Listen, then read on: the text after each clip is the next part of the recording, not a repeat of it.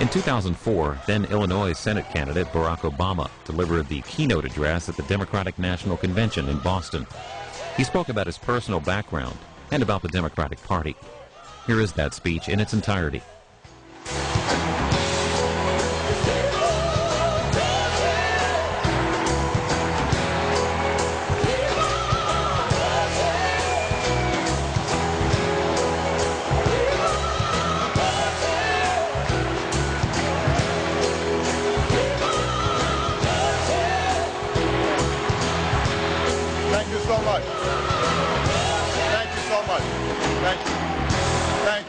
Thank you so much. Thank you so much. Thank you. Thank you. Thank you, Dick Durbin. You make us all proud. On behalf of the great state of Illinois, crossroads of a nation, land of Lincoln, let me express my deepest gratitude for the privilege of addressing this convention. Tonight is a particular honor for me because, let's face it, my presence on this stage is pretty unlikely. My father was a foreign student, born and raised in a small village in Kenya. He grew up herding goats, went to school in a tin roof shack. His father, my grandfather, was a cook, a domestic servant to the British. But my grandfather had larger dreams for his son. Through hard work and perseverance, my father got a scholarship to study in a magical place, America, that shone as a beacon of freedom and opportunity to so many who had come before. While studying here, my father met my mother. She was born in a town on the other side of the world, in Kansas.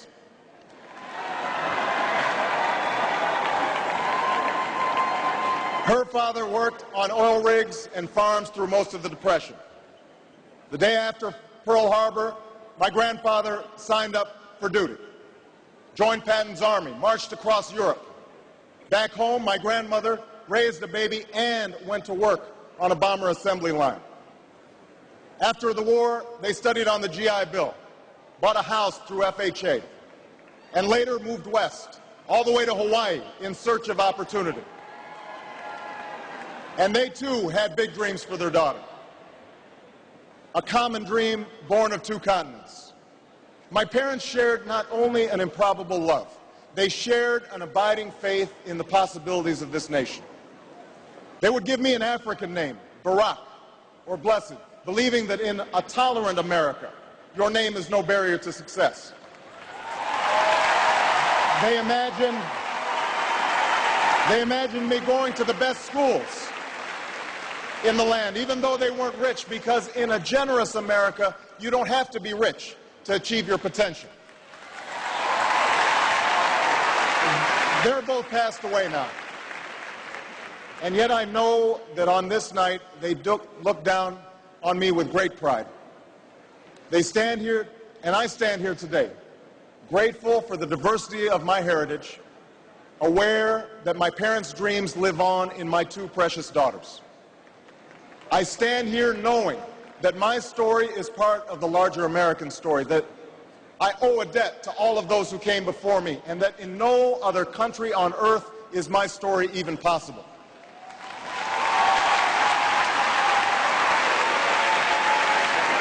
Tonight, we gather to affirm the greatness of our nation.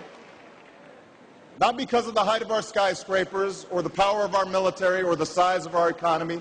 Our pride is based on a very simple premise, summed up in a declaration made over 200 years ago.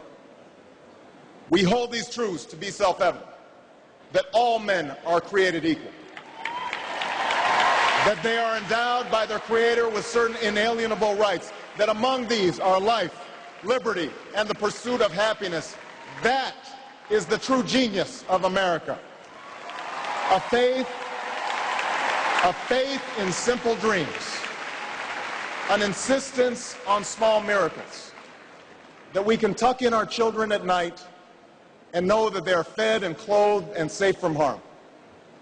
That we can say what we think, write what we think without hearing a sudden knock on the door. That we can have an idea and start our own business without paying a bribe. That we can participate in the political process without fear of retribution, and that our votes will be counted, at least most of the time.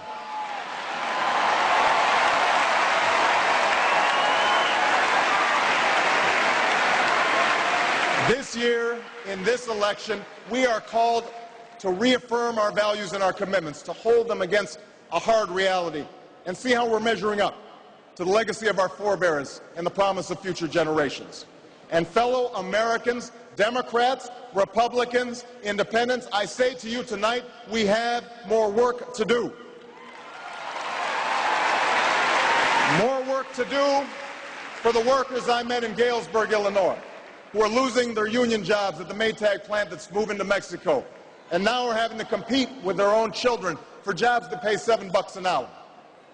More to do for the father that I met who was losing his job and choking back the tears, wondering how he would pay $4,500 a month for the drugs his son needs without the health benefits that he counted on.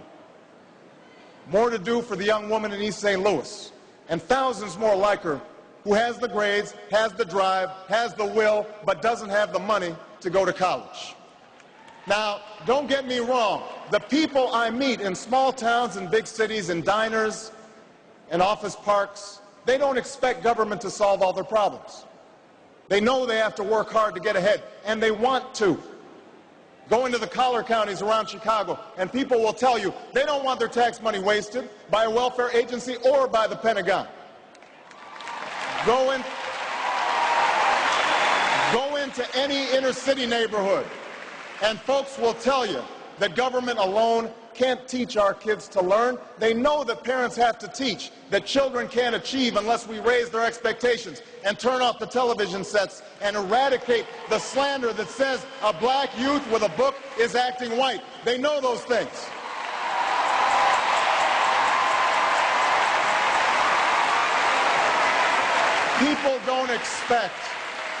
People don't expect government to solve all their problems. But they sense deep in their bones that with just a slight change in priorities, we can make sure that every child in America has a decent shot at life, and that the doors of opportunity remain open to all. They know we can do better, and they want that choice. In this election, we offer that choice. Our party has chosen a man to lead us who embodies the best this country has to offer, and that man is John Kerry.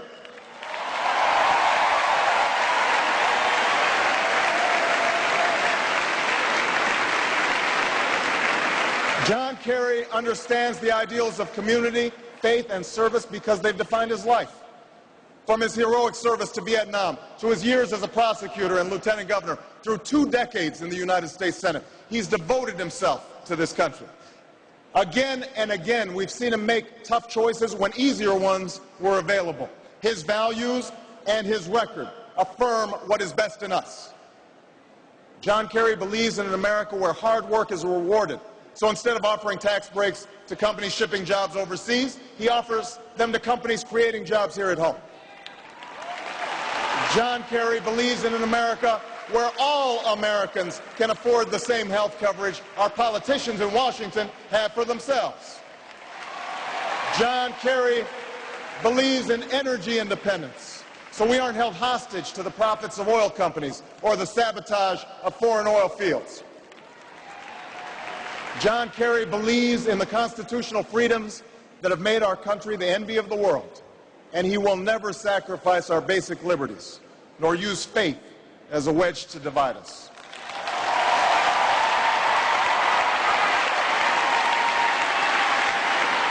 And John Kerry believes that in a dangerous world, war must be an option sometimes, but it should never be the first option.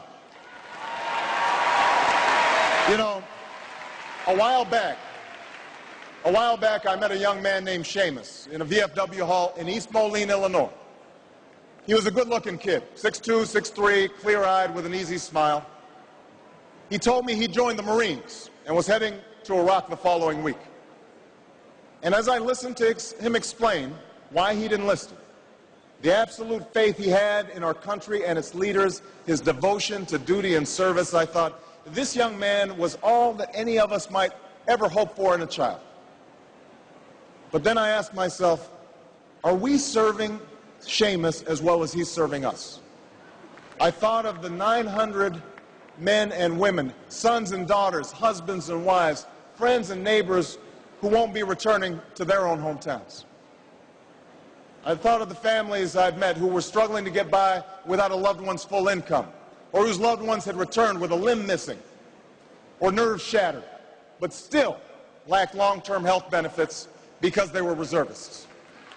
When we send our young men and women into harm's way, we have a solemn obligation not to fudge the numbers or shade the truth about why they are going, to care for their families while they're gone, to tend to the soldiers upon their return, and to never, ever go to war without enough troops to win the war, secure the peace, and earn the respect of the world.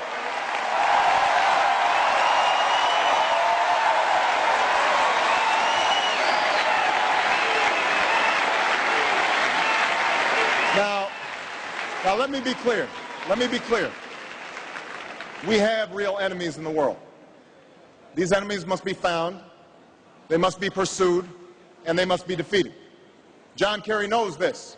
And just as Lieutenant Kerry did not hesitate to risk his life to protect the men who served with him in Vietnam, President Kerry will not hesitate one moment to use our military might to keep America safe and secure.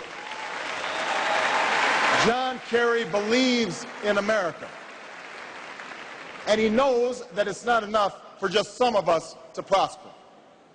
For alongside our famous individualism, there's another ingredient in the American saga, a belief that we're all connected as one people.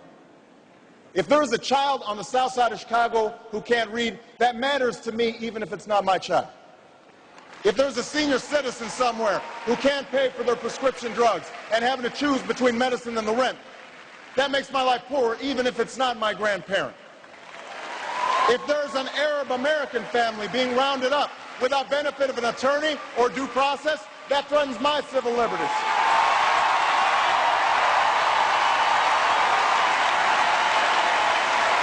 It is that fundamental belief. It is that fundamental belief, I am my brother's keeper, I am my sister's keeper, that makes this country work.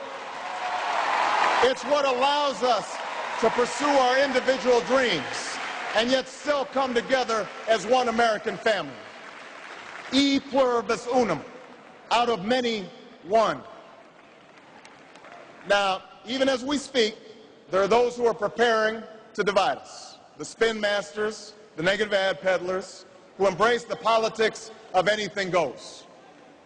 Well, I say to them tonight, there is not a liberal America and a conservative America. There is the United States of America.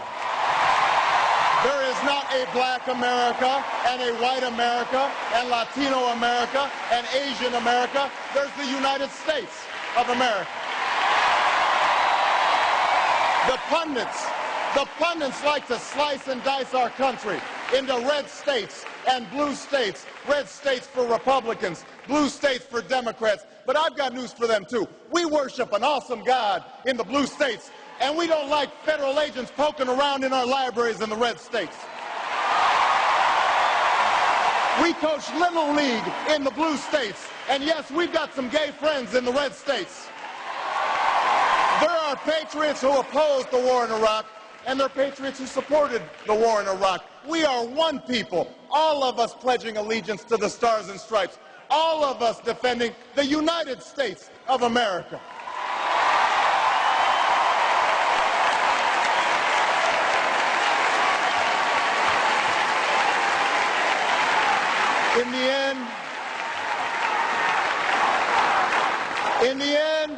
In the end, that's what this election is about. Do we participate in a politics of cynicism, or do we participate in a politics of hope? John Kerry calls on us to hope.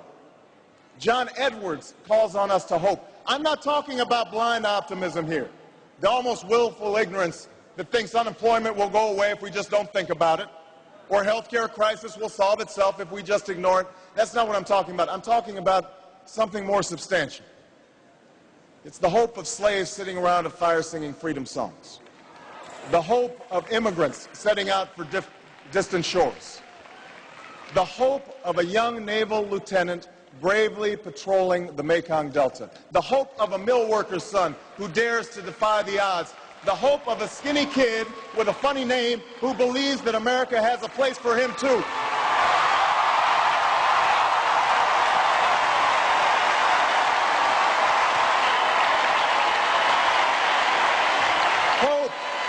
Hope in the face of difficulty. Hope in the face of uncertainty. The audacity of hope. In the end, that is God's greatest gift to us, the bedrock of this nation. A belief in things not seen. A belief that there are better days ahead. I believe that we can give our middle class relief and provide working families with a road to opportunity.